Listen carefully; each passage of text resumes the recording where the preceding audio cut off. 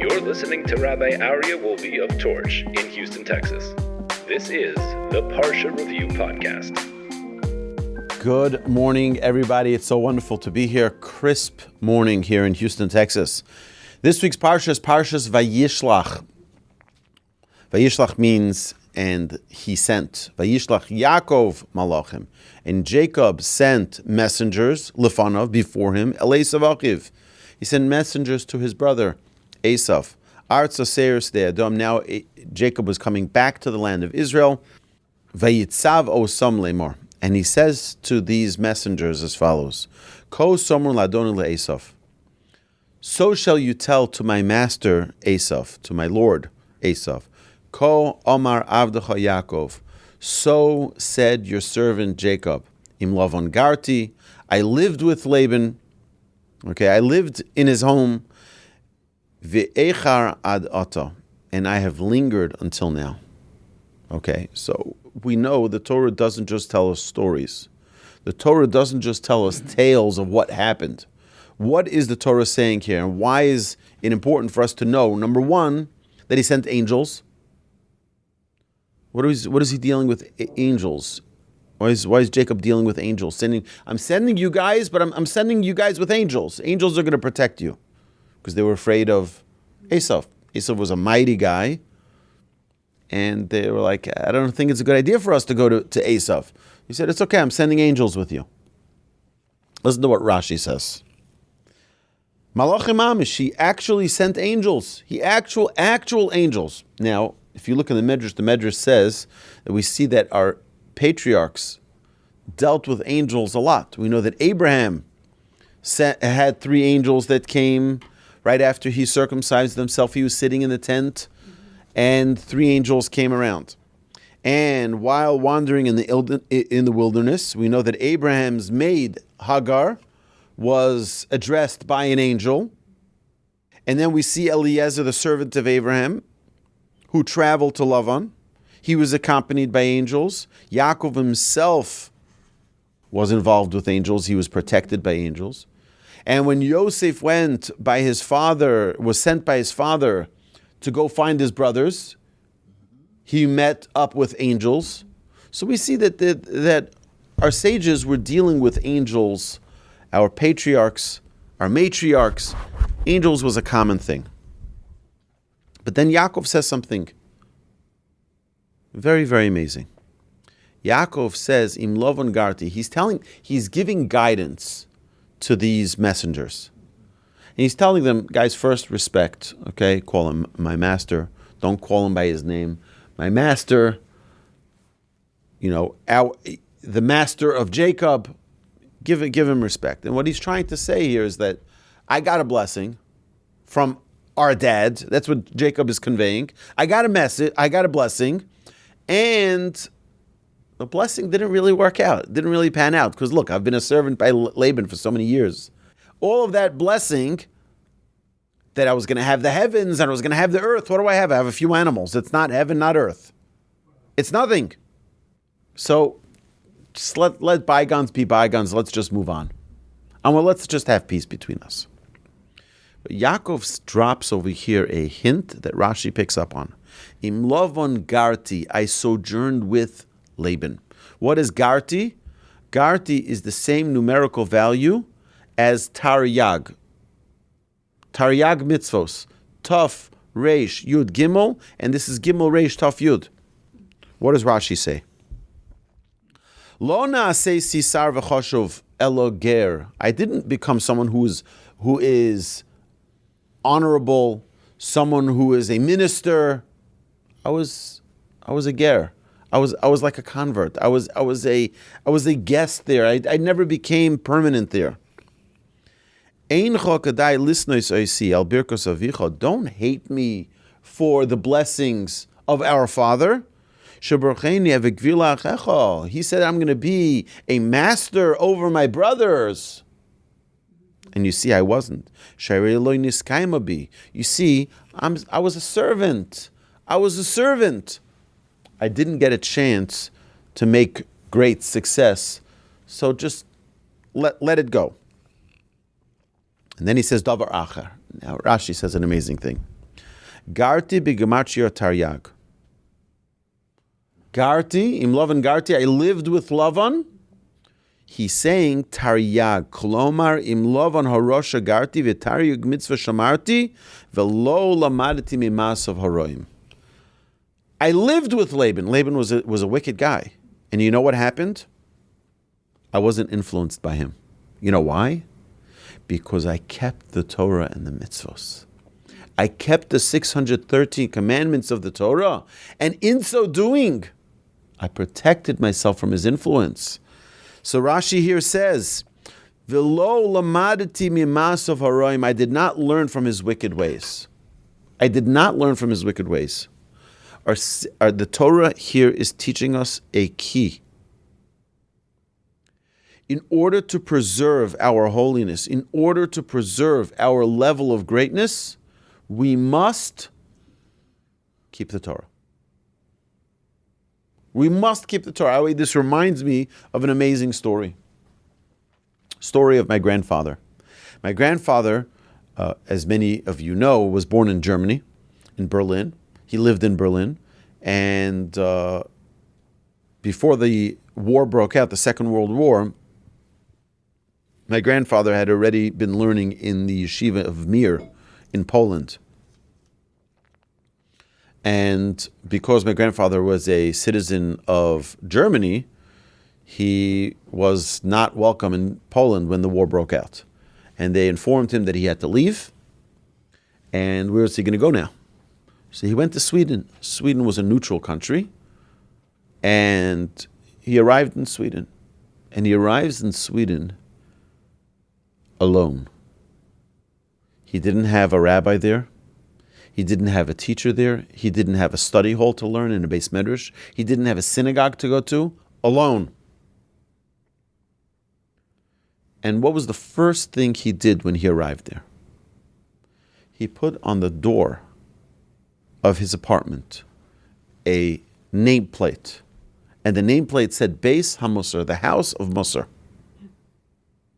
And he learned every single day. He learned Torah, and he learned, and he prayed, and he learned Musar. And he said that for the 8 years that he lived there, his spiritual state was elevated. While there were many, many great rabbis who came to Sweden, and unfortunately, many of them lost all connection to faith. Their spirituality deteriorated, their Torah deteriorated, their spiritual status completely deteriorated. And many of them, unfortunately, went on to the worst of intermarriage and the likes. You wonder, how is it possible? How is it possible that someone who was once a prominent rabbi, here you have one who would fall and disappear, assimilate into other cultures, and over here you have one who only was elevated and became so great. Im Lavan garti. Even though I was among the nations of the world, even though I had negative influences around me, garti, I kept the Torah, I kept the mitzvos, I kept on learning, I kept on what we call in Yiddish, steiging. I kept on growing and growing and growing every single day. And as long as a person maintains the Torah, maintains the mitzvos in their life, there's nothing in the world that can take you down. There's nothing in the world that can ruin your greatness.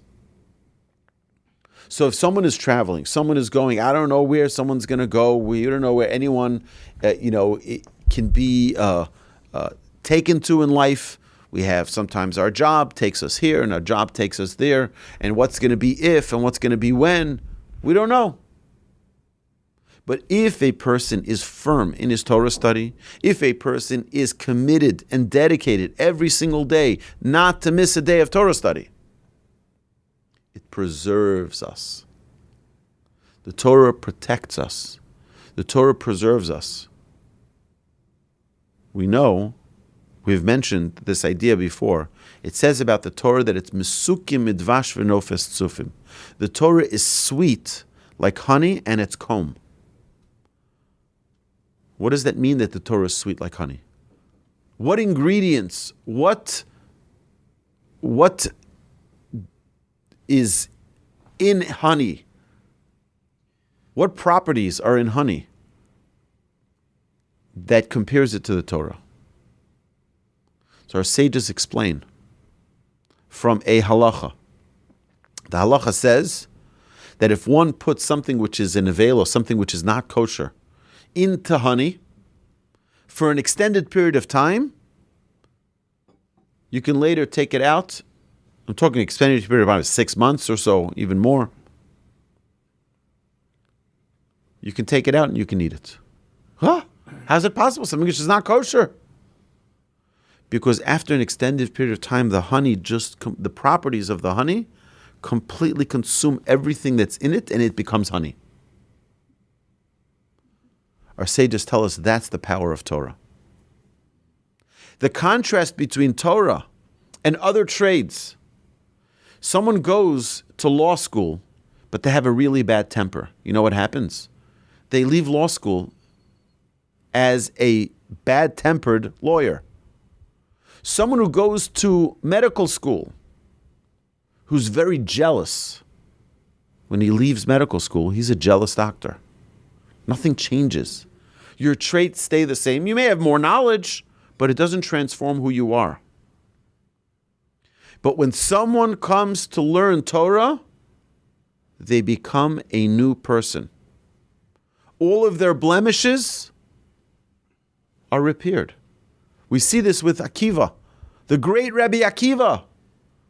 So there's a big problem in the Talmud. Because Akiva's father-in-law, Rachel's father, when she told him, I'm going to marry Akiva, he says, don't marry that guy, that lowlife, that shepherd. You're going to marry him? He doesn't know how to read. You're marrying him. He says to her, Rachel, if you marry this Akiva, I'm making an oath, I'm making a promise that you will never, ever benefit from my wealth. He was a very, very wealthy man. You will not benefit from my wealth. You will not enjoy from my possessions. You're not going to get any of it. And what happens 24 years later? The great Rabbi Akiva appears, and the father makes a big feast. Rachel's father makes a big feast. How is it possible, the Talmud asks, how is it possible that he is able to enjoy from his father-in-law's feast when he made an oath without removing that oath? The Talmud in Gittin tells us an amazing thing. Ki derech ha'adam sheholech lilmod nase adam gadol. The way it works, when you go to learn Torah, you become a great person. You become a different person. You become a transformed person. So it is impossible for someone to study Torah and to just stay at a neutral state. Life is an escalator that's going down. You have to turn around and go against that going down escalator, and slowly you start climbing. That's life. A person who doesn't maintain their Torah study is on that escalator, and it's going to decline before you know it, they're at the bottom. But what do we need to do? We have to work against it. How do we work against it? That's the study of Torah. The study of Torah doesn't only preserve who we are, it makes us great. It changes, it transforms who we are. This is the essence of Torah. The gift of Torah is not to just be. The gift of Torah is to transform, to elevate, and to protect. When someone is busy learning Torah, they cannot fall. Yeah, you're going to have, like the Torah teaches us, Sheva yipol tzaddik v'kam. A righteous will fall 7 times. The righteous will fall. But that means that you're going to try to overcome, for example, we're talking about traits. You're going to try to overcome anger. So you know what? You'll fall once or twice, or 3, or 4, or 7 times, 10 times. The natural state of someone who's growing is you're going to fall. You're not going to prevail 100% of the time. But if you keep on getting up, vikam, you're going to get up again, then you'll become a great and righteous person. Because we don't give up. We're going to keep on trying, we're going to keep on trying, we're going to keep on trying. But when we have the Torah at our tailwind, the Torah is going to help us. The Torah is going to protect us and defend us. And it's going to preserve our greatness and add to it. And this is what Yaakov was hinting here to us. Yaakov was hinting to us. Yes, he was in the house of Laban. He's saying to us, my dear children, remember, you're going to be in a place as far as Houston. You're going to be in a place that may not have the Torah like you have in Jerusalem, where at every street corner you have a synagogue, where at every street corner you have a study hall, where every place you go you can see a rabbi, you can get a blessing. You're going to be far away. You're going to be 8,000 miles away. You may not be able to feel that same uplifted spiritual closeness to Hashem like you do in other places. But you know what you have? You have the ability to study Torah. And when you study Torah, what happens? You become greater. You become elevated. And not only that, we see from Abraham that when someone is elevated, everything around them becomes elevated.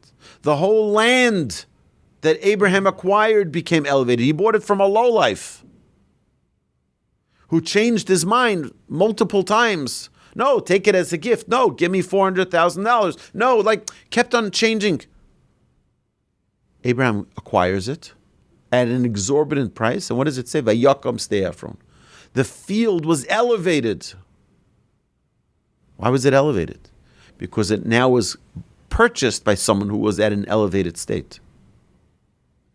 Sages teach us that Abraham, although he did not yet, the Jewish people had not yet received the Torah. So how did Abraham observe the Torah? Because he connected with God. What is the Torah? What is the essence of Torah? The essence of Torah is connecting to Hashem. Hashem talks to us in His Torah. We're learning God language. We're learning God speak. We're learning how Hashem wants us to think, how Hashem wants us to act. Abraham understood that with his connection to Hashem. He says, I know exactly what Hashem wants us to be doing here. Hashem wants us to take every 7th day and rest on it. That's the Shabbos. Hashem wants us to not mix wool and linen. Hashem wants us to wear tzitzis on our 4-cornered garments. Abraham, in his investment in his relationship with God, was able to derive all of the teachings of the Torah and observe it. We see that even before the Torah was given, this back in the second Torah portion of Noach. Noach took of the kosher animals, he took 7 pairs. Of the non-kosher animal, he just took 1 pair. How did he know? The Torah wasn't given yet. We don't have Leviticus yet where it gives us the exact description of a kosher and a non-kosher animal. How did Noach know? Because Torah precedes the world. The Torah is the blueprint of the world. So now we understand clearly that if one preserves that blueprint, no matter where they are, they can build a temple for God. But if someone pushes it aside, says, you know what, I'm going to chart my own course. I'm going to do my own thing. What happens? What's left? What's left is nothing. We fall into the abyss, and we aren't able to maintain our status. This is the lesson we learned from Yaakov. Yaakov was the pillar of Torah.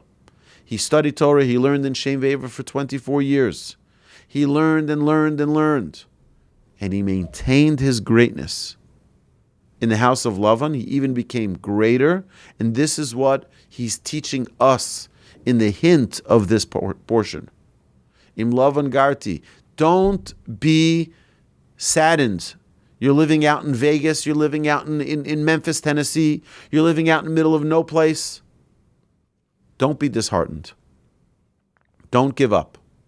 Because our patriarch, Jacob, had the same experience. He was also in a place that didn't have good influences. And we'll see later in a few weeks' Torah portion that we see the blessing that forever is the blessing for the Jewish people. B'cho yivorach Yisrael. You know how you bless your children?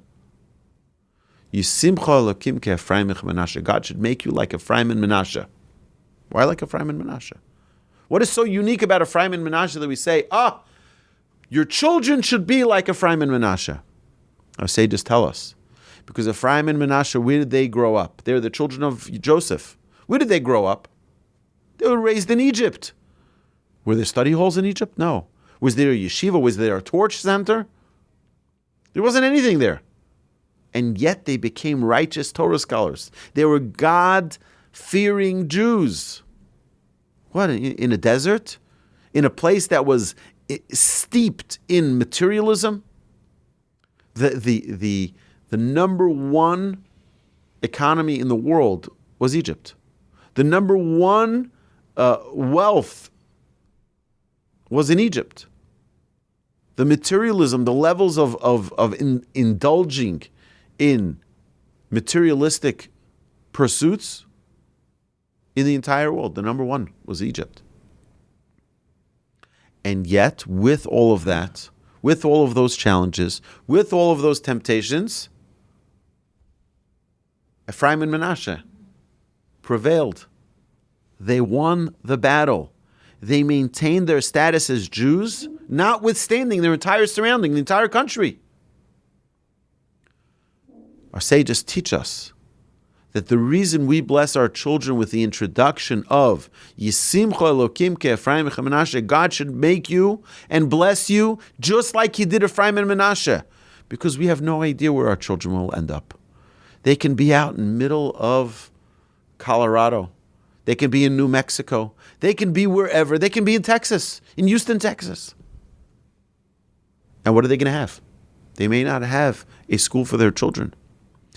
They may not have a day school where your children can learn Jewish values. They may not have a study hall where they can come learn Torah.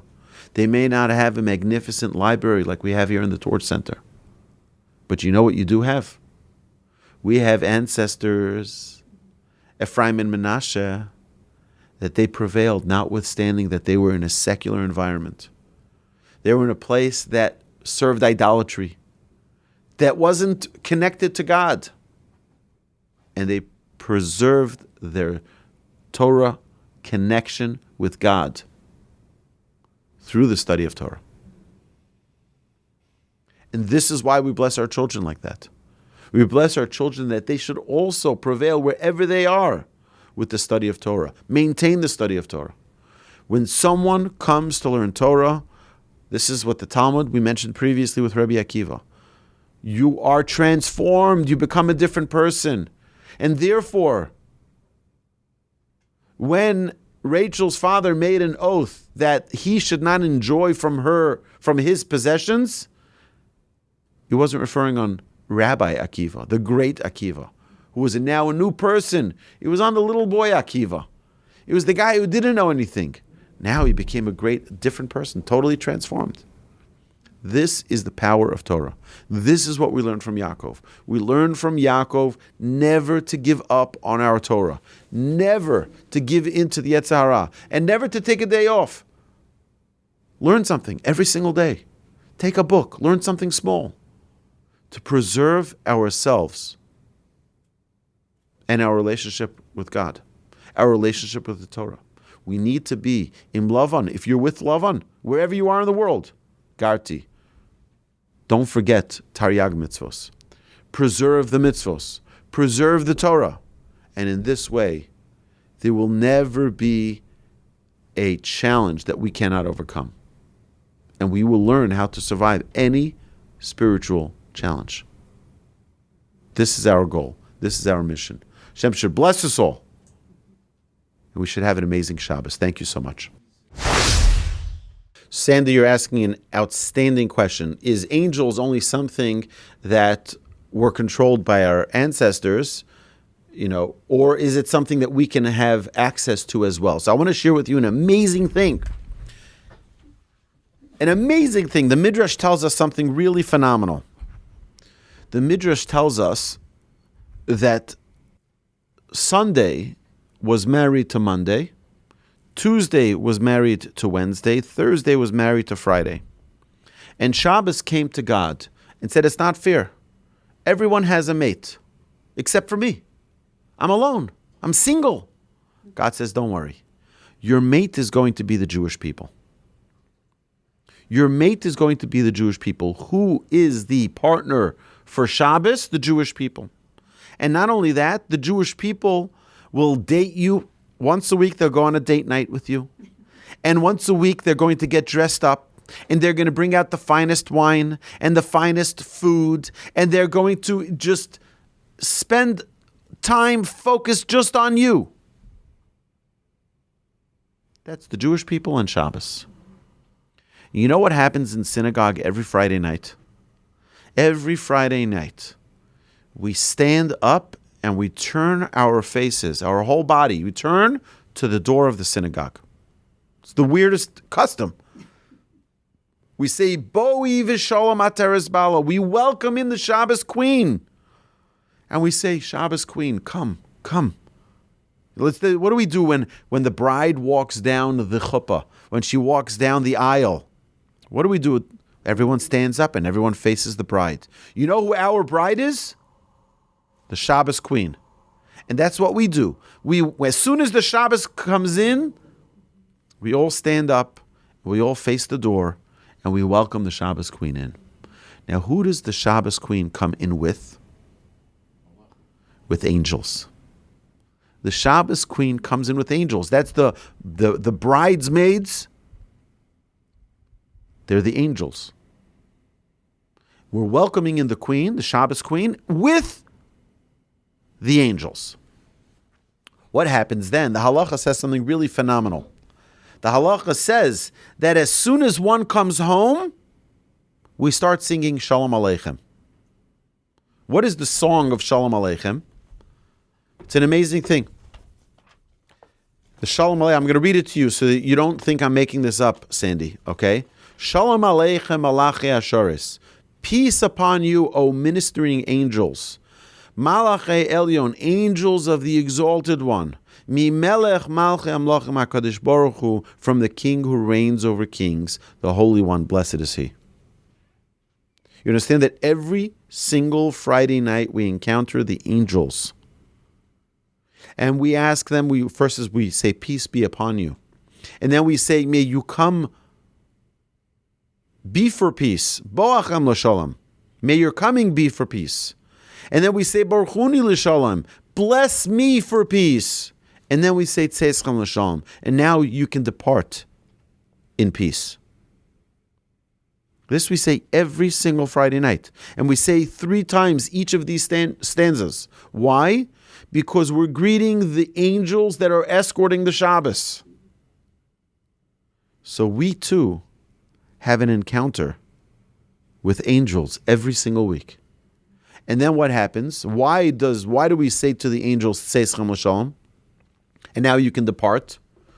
Because now you've done your job escorting the Shabbos queen. And the Talmud says that when the angels come into the home, the Shabbos table should be all set already. Because the angels say, Shabbos table is set. Shabbos is in good hands. And they give a blessing that if this Shabbos is so prepared and beautiful, next Shabbos it should also be prepared and beautiful. And if, heaven forbid, it's not, the angels have something to say about that. But we encounter these angels every single week. We say every single evening, when we go to sleep, we say, Hamalach hago elosimi kol ra. We have these angels that surround us. Mimini Michal, Mismoli Gavriel. We have Michael on our right. We have Gavriel on our left. We have angels in front of us, behind us. We ask every evening, Hashem, protect us. That we should be protected from all negative influences. We have angels that are there to guard us. We have angels all around us. So how do we connect with those angels? It says that for every blade of grass, there is an angel there that commands it, grow. Grow. We're surrounded all around us by angels. This is why in our prayer, what's called Tfilu D'Miyushav, in the blessings of the Shema, we have a whole prayer there talking about the angels. It's not a simple thing. There are angels all around us. And you know what? The people in your lives, they're also angels. They're messengers of God, telling them to say something nice to you, to say something which is maybe a little bit off to you, because Hashem is using them as a vehicle to enlighten us and to uplift us and to inspire us or to help us change. This is unbelievable powers that we have. My dear friends, that's an excellent question, Sandy. I hope I answered you. So how do we get to the point? How do we get to the point of Abraham where what we see is not the physical, but what we see is the spiritual? Right? Because the angels were spiritual beings. The angels don't become physical beings. They remain spiritual. When we elevate ourselves through the Torah, and we go beyond the level of physical materialistic world, and we go to a world where we're able to now start connecting to God on a spiritual plane, we're able to see things beyond the physical. That's what it is. You know, we see in the Mesilas Yesharim by the Ramchal, he talks about how we take everything physical and elevate it. Or heaven forbid the opposite. Okay, so we can take this coffee and it's a very physical thing. But when we recite a blessing, it becomes spiritual. We elevate it. Now, the more a person is able to do this in a deeper level, with more focus and more concentration and more connection with the Almighty, the more the entire world around them is no longer a physical world, it becomes a spiritual world. Because we always talk about how there's a parallel world between the physical and the spiritual world.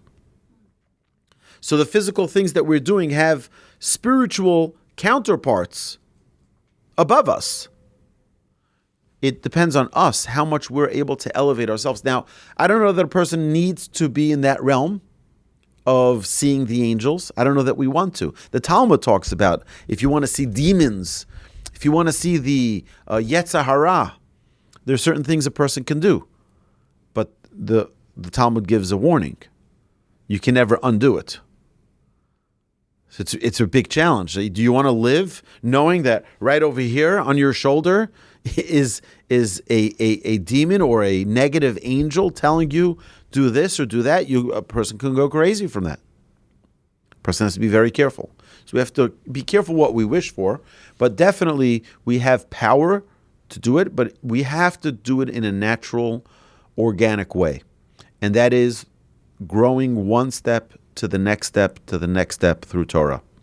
You know, Judaism built into our world is astrology, right? But there's good astrology and there's bad astrology. There's kosher animals and there are non-kosher animals. Yeah, can someone get involved in a realm that is far beyond the physical that we feel and see and experience? Yes, but we have to be guided to do it in a proper way. So I hope I answered that as well. So yes, we do have the ability to connect on much higher levels, and we need to utilize everything that we have to grow and connect at the highest level that we can. Okay? You've been listening to Rabbi Aryeh Wolbe on a podcast produced by Torch, the Torah Outreach Resource Center of Houston. Please help sponsor an episode so we can continue to produce more quality Jewish content for our listeners around the globe. Please visit torchweb.org to donate and partner with us on this incredible endeavor.